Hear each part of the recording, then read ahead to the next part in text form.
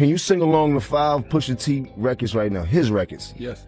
His records? Yeah. Name I love Pusha. Nostalgia.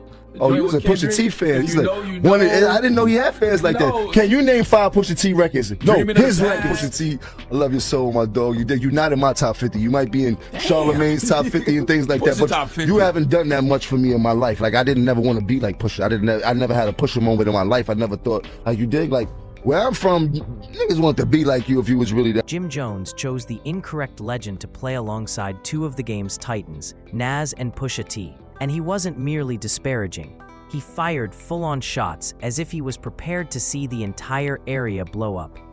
He moved as if he had nothing left to stake, firing off insults one after the other. His career is currently hanging by a thread, and some are talking as though it has already broken. The entire culture suddenly turned against him after one crazy podcast moment. He claimed that Nas's influence was never that great. He referred to Pusha T as overrated and even boasted that he was the reason Nas went viral once more. Because what followed didn't feel like typical rap sparring, people began to speculate that Jim had crossed a line from which he might not return. He had the impression that the culture was gradually driving him away.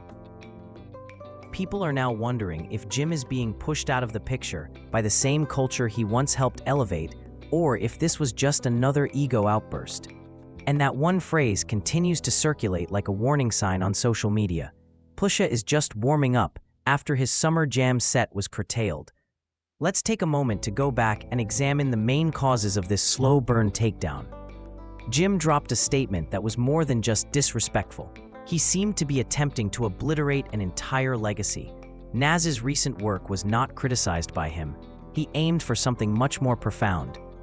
Not only did he treat Nas disrespectfully, he attempted to destroy all the man had ever created, like he could use a single loud moment to erase decades.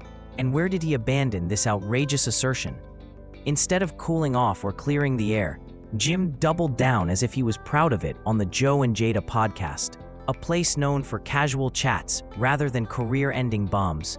He said that Nas had little cultural significance and even pretended that his own Billboard statistics could equal or surpass Nas's legacy. Right now, let's get things straight. Nas is a cornerstone of hip-hop, not just a rapper. Illmatic is really taught in college courses. Rappers with years of experience still get cold chills when they wake up. King's illness also demonstrated that he is not going away. He is becoming more proficient at every age. The internet didn't believe Jim when he claimed to have recently dropped The Chronic. The fact that this was not about skill, numbers, or lyrics made the whole thing even more bizarre. It was pure ego energy disguised as a viewpoint. Then, in an attempt to strengthen the argument, he introduced his child into the discussion. Really? What message is that conveying?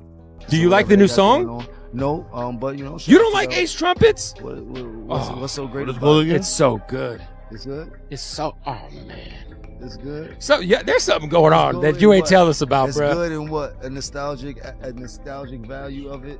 You don't think Ace Trumpets is hard? I don't believe it. I don't believe them. Oh. But that's a whole nother story. I don't want to downplay nobody's craft or their music. I want to uplift yeah. everybody and things like that. Mm. But I don't listen to their music. The internet didn't even think twice. They arrived in large numbers. Fans began filling timelines with accolades, sold-out performances, back-to-back classic albums, and receipts, all of which pointed directly at Nas. When compared side by side, Jim's chart record appeared fragile, and most people would have calmed down, perhaps apologized, or at the very least, remained silent for a minute after all that online smoke. Not Jim, though. He tripled down after hopping on Nightcap and giving Shannon Sharpe a direct look.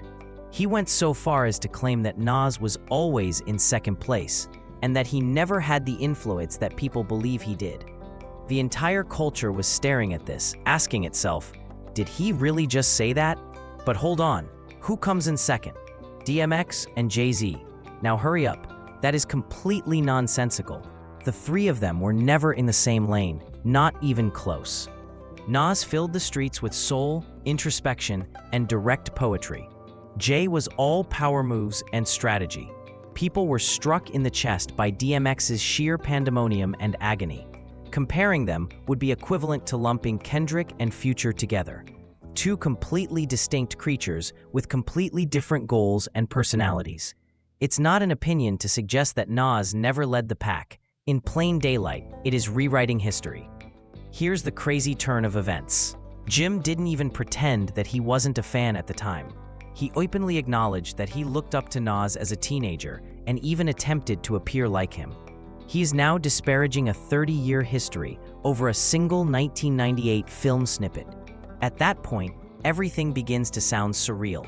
It's no longer about numbers or straightforward beliefs. Jim is irritated that the facts don't support him and is speaking as though he needs Nas to sit beneath him. Bars were never the main focus of this. It has to do with status and position. Jim wanted to demonstrate that he was worthy of being in the same room as the greats. Instead, he expressed how much he still finds it annoying that the society doesn't include him in that discussion. And there was no chance that Jim would slow down at last. He released one of the most outrageous takes to date on Bag Fuel. He didn't only state that Nas wasn't important. He didn't merely state that Nas was consistently worse. No, Jim went above and beyond. He asserted that he was the one who brought Nas back into the public eye, as if the entire culture had to give him credit for reminding everyone that Nas ever existed. People were asking themselves, what is he talking about, as they stared at the TV. The internet responded quickly, almost instantly. One fan did a wonderful job of breaking everything down. You're being discussed because of your foolish remarks regarding Nas. That's the only reason interviews are even taking place, they stated. Nothing more than clicks. Another fan expressed even more outrage, claiming that Jim Jones's delusional disregard for Nas is becoming unbearable. They were also sick of hearing it. They weren't the only ones either. People had had enough of this crap. Speaking carelessly like that doesn't get you stripes. Additionally, the figures are accurate when you add up the actual receipts. Nas has been involved, a Grammy victory, 3 complete albums in the last 5 years, and sold-out performances everywhere. He has been working hard. Jim, on the other hand, has primarily been hopping between podcasts and running his mouth rather than applying heat. In reality, all he did was begin his own slow-motion career funeral, even if he believed he was beginning a fresh story. Let's go back to Paris in 2024 now. The Spring-Summer Louis Vuitton show was a huge success. It was a legendary crowd. Every significant figure in music, fashion, and culture, including Beyoncé, Jay-Z, Rihanna, and LeBron, was seated in the front row, with cameras constantly popping. As the CEO of Louis Vuitton Men's, Pharrell was launching his first official collection, and it was already beginning to seem like a moment that would go down in history. Then the beat abruptly stopped. However, this wasn't your typical instrumental. It was clips returning to the limelight. Push and his brother No Malice looked like they ruled the entire runway as they left with a brand new song. The energy abruptly changed. Everyone in the room was aware that a significant event was about to occur. For the first time in more than 10 years, the entire atmosphere changed dramatically. The room's electrical quickly flipped. Even Jay-Z was locked in, nodding as if he sensed a severe situation. It wasn't smooth talk. In the midst of the greatest fashion event of the year, that was pure war energy. Additionally, the lyrics were loud without actually being loud. Everyone was aware of Pusha's aim. The statement "chasing a feature out of your element" was a direct jab at Jim Jones's relationship with Drake, immediately following Drake's Harlem stage appearance and his designation as an honorary Dipset member. Pusha crushed the same Drake with the Adidon narrative, and others still claim that Drake's reputation never really recovered from that setback. However, Pusha wasn't throwing a fast on SoundCloud. No, this was a tactic, just chess. He used Paris Fashion Week as a battleground, as if he wanted everyone to witness his reaction in real time. He is currently at that level. Jim, meanwhile, was out here talking trash about Breakfast Club, Rap Caviar, and Drink Champs, and claiming that Pusha wasn't even in the top 50. Pusha, however, did not blink. He didn't rush to the microphone or go into a tirade in the studio. He took it to a new level. Rap aristocracy is in the audience witnessing his live clapback on the runway, while billionaires surround him and luxury brands stand behind him. This is the portion that struck even more forcefully. There was more to this occasion than just bars. It has to do with the symbolism. The song was produced by Pharrell, the same Pharrell who contributed to the sound design of the entire clip from the beginning. The chemistry, the roots, and the history all came together there, strengthening the message. He has ties to the top echelons of the fashion industry and strong roots in Virginia, actual areas of authority. According to reports, the new song, Chains and Whips, was recorded within Louis Vuitton's headquarters in Paris, with a movie-like view of the Seine River. Pharrell even told the New York Times, "We're beating this system, bro," as he pointed to the precise window built in this chamber and described how they were strolling about and taking in the entire vista. That was the depth of this moment. Luxury, revenge, and legacy all wrapped into one chic hit. Nas was quietly constructing something enormous back home in Queens, as Pusha was making big moves in Paris. Jim was pursuing blog influence, while Nas was building Resorts World Queens, a massive 350,000 square foot casino with a $5 billion budget. This wasn't a spectacular stunt or a hasty collaboration. For his whole borough, this meant equity, real estate, and generational prosperity. Jim, meanwhile, was boasting about Summer Jam reservations as if it were still 2008. Ness didn't have to fire a disc or drop a bar. He dropped actual receipts, and those hits hit harder than any track could. Fans took notice right away. The remarks that followed Nas's post were direct and honest. While Nas is out there acting like a boss, someone else who can't stop yapping is anxious about going viral. The true distinction is that you don't have to clap back when you're well-respected, prosperous, and still involved. Your life speaks for you. In the end, Jim was jeered off the stage. Let's set the stage. 2024 Summer Jam. Jim at last received the attention he had been pursuing all year. However, there was complete quiet as soon as he touched the microphone. Then things worsened even further. Funk Jim's entire set was cut short by Master Flex, who had been one of his biggest fans for years. Jim's amazement was visible to you in real time, as if he were in disbelief that it was taking place in front of him. Jim had been promoting this as his big return moment for the entire year.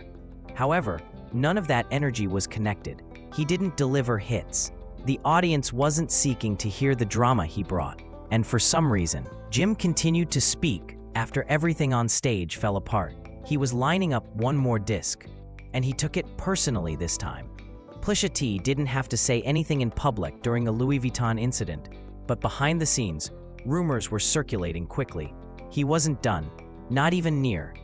Clipsy's close associates began to allude to the fact that their impending reunion album would be filled with scathing remarks directed directly at Jim. That runway track in Paris was merely a warm-up.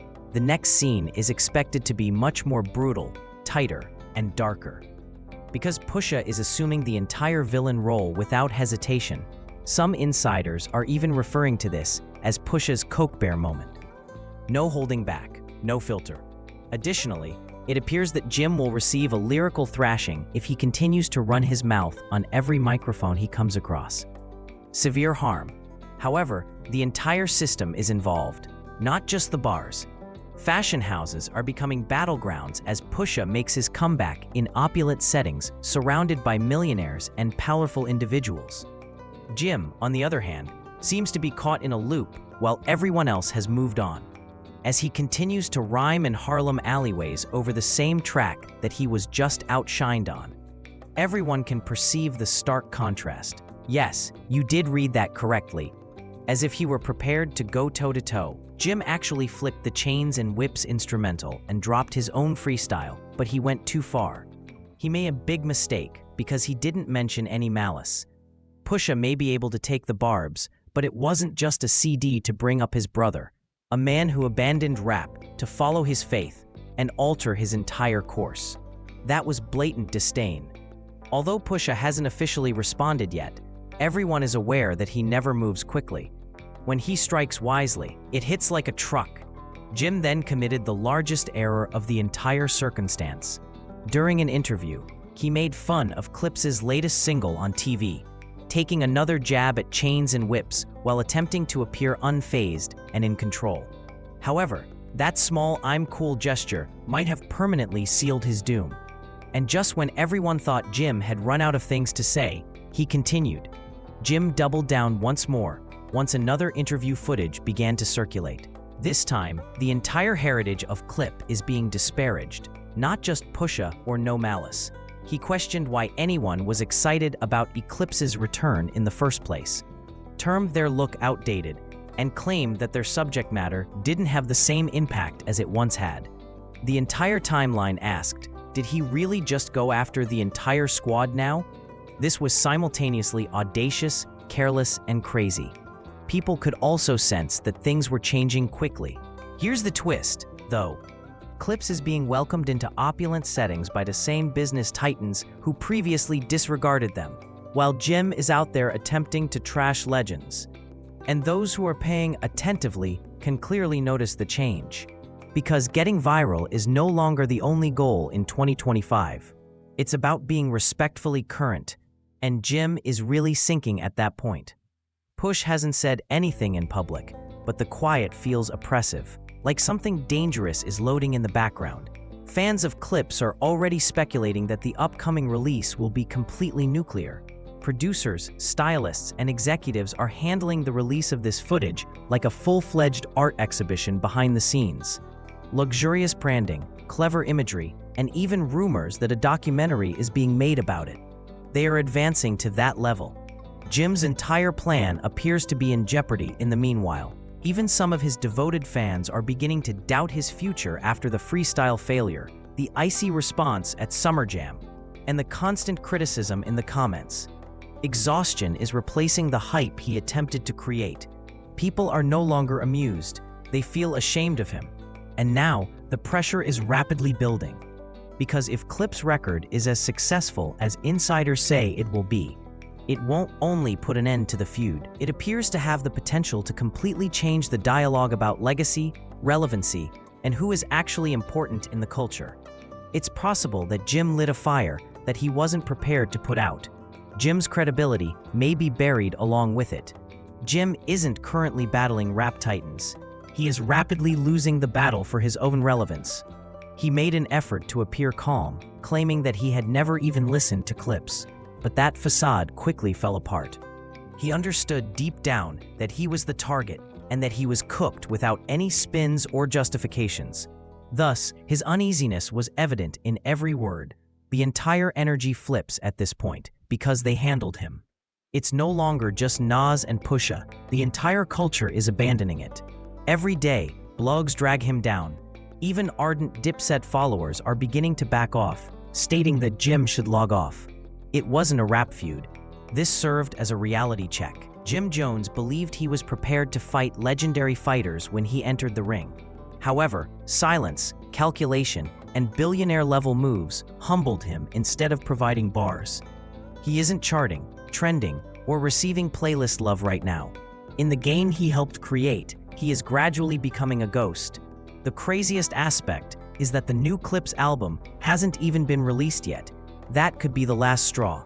When the culture formally moves on without him, then is the true funeral moment. Please let us know in a comment if you made it all the way through. Is the game officially finished, or do you think Jim can recover from this? This story is far from over, so make sure you press the notification bell, like, subscribe, and share so you never miss what Mike Tripp has to offer.